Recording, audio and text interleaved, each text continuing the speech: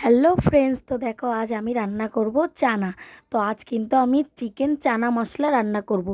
তো এই চানাটা আমি সকালে ভিজিয়ে রেখেছিলাম, এখন রাতে করব বলে। তো এখানে আমার 4 টুকরো চিকেন আছে।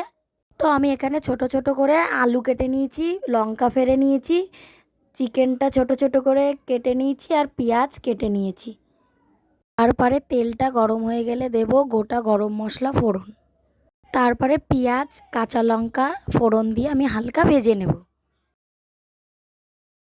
হালকা ভাজা হয়ে গেলে আমি দিয়ে দেবো ছোট ছোট করে কেটে রাখা আলু।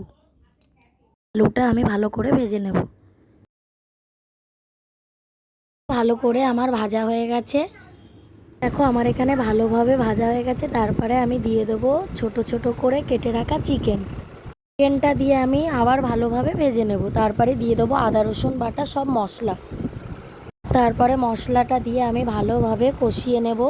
তারপরে দিয়ে দেব লবণ, হলুদ, লঙ্কার গুঁড়ো সব কিছু দিয়ে আমি আবার সুন্দর করে কষিয়ে নেব।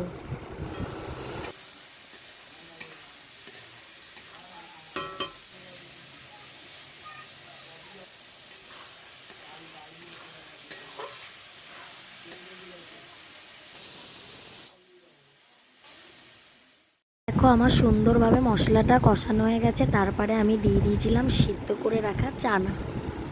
তারপরে দিয়ে দিয়েছিলাম ছোট ছোট করে কেটে রাখা টমেটোটা দিয়ে আমি আবার ভালোভাবে কষিয়ে নেব। দেখো আমার এখানে সুন্দরভাবে কষানো হয়ে গেছে। তারপরে আমি দিয়ে দিলাম জলটা দিয়ে এবার আমি ঢাকা দিয়ে দেবো।